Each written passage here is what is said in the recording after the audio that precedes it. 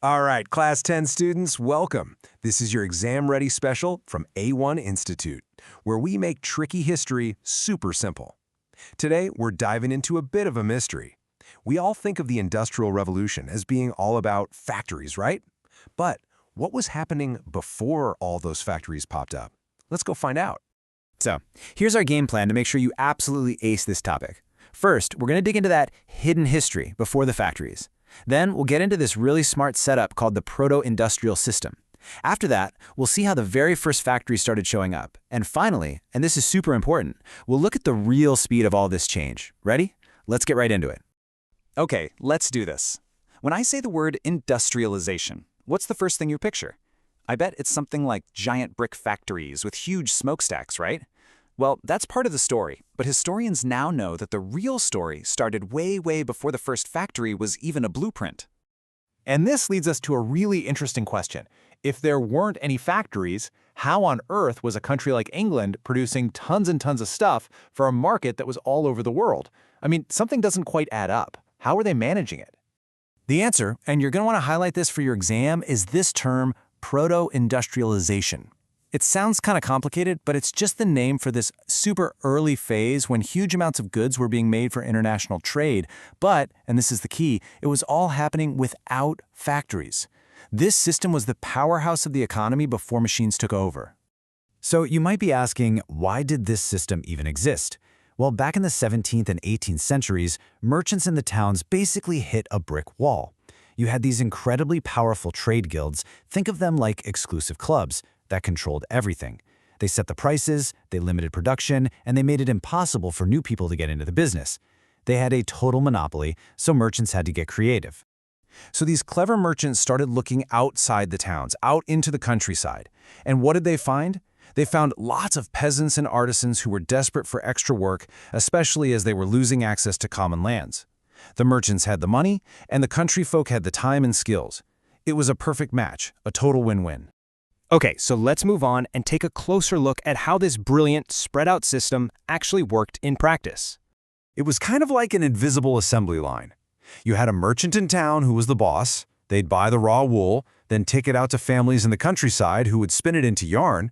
That yarn would then go to another family of weavers, then to fullers to process it, and then to dyers to color it. Each step was done in a different cottage. Then the merchant collected the finished cloth and sent it off to London to be sold to the world. So the main thing to get here is that this was a huge, sprawling network. A single merchant might have 20 or 25 workers under them, but none of them ever met. They were all just working away in their own family homes. It was large-scale production, but totally decentralized. Pretty clever, huh?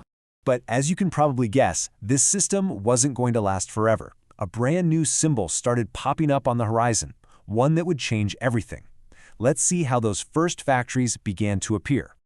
And this chart just nails the difference. It's a total before and after. Everything that was spread out in the countryside was now pulled together, centralized, under one single roof in the city. And this wasn't just about changing your workplace. It completely transformed the very idea of what work was. The industry that really became the poster child for this new factory age was cotton. In the late 18th century, cotton production just exploded, and it became the #1 symbol of this new industrial world. And the numbers are just insane. In 1760, Britain was importing about 2.5 million pounds of raw cotton. Fast forward just 27 years to 1787, and that number skyrockets to 22 million pounds. That's not just growth, that's an explosion. The old cottage system just couldn't keep up with that kind of demand. So why make the big, expensive leap to factories? Well, it really boiled down to a few things. New inventions, like Richard Arkwright's amazing cotton mill, were huge and super expensive. You couldn't just stick one in your living room. A factory brought all the machines, all the steps of production, and all the workers together where a manager could supervise everything, making sure the quality was high and things got done fast. Now, hearing all that, it sounds like one day there were no factories and the next day, bam, they were everywhere, right? Like a revolution. But was it really that fast? For your exams, it is absolutely crucial to understand that the real pace of change was much slower. It was more like a gradual evolution. First of all, even though these new industries like cotton and metals were growing like crazy, they didn't just push out the old ways of doing things. Traditional crafts, think food processing, pottery, furniture making, were still a massive part of the economy and continue to do really well. And here's a number that might really surprise you. Even at the end of the 19th century, less than 20% of all workers were actually employed in these big, new factories. Let that sink in. The vast majority of people were still working in small workshops or right out of their own homes. And here's another reason for the slow pace. The new technology wasn't perfect, not by a long shot. These new machines were incredibly expensive to buy, they broke down all the time, and repairs were a nightmare. Most business owners were pretty cautious. They weren't about to risk their entire fortune on some newfangled machine that might not even work. Just think about the steam engine, the absolute icon of the Industrial Revolution. At the beginning of the 19th century, years after James Watt had perfected it, there were only 321 of them in all of England. 321 in the whole country.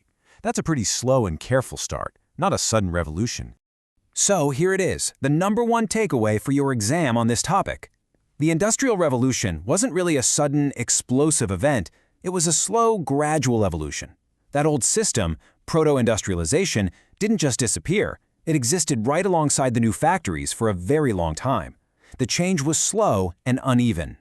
And that gives you the real story of what was happening before the factories took over. Now, if you want to totally master this subject and get fully exam ready with expert notes and guidance, we've got your back at A1 Institute. For admissions, just check the description. All our contact info is right there.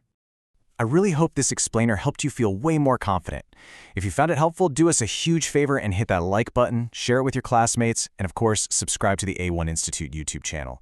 We've got more explainers on the way that cover the rest of this chapter, all designed to help you crush your history exams. Thanks so much for watching.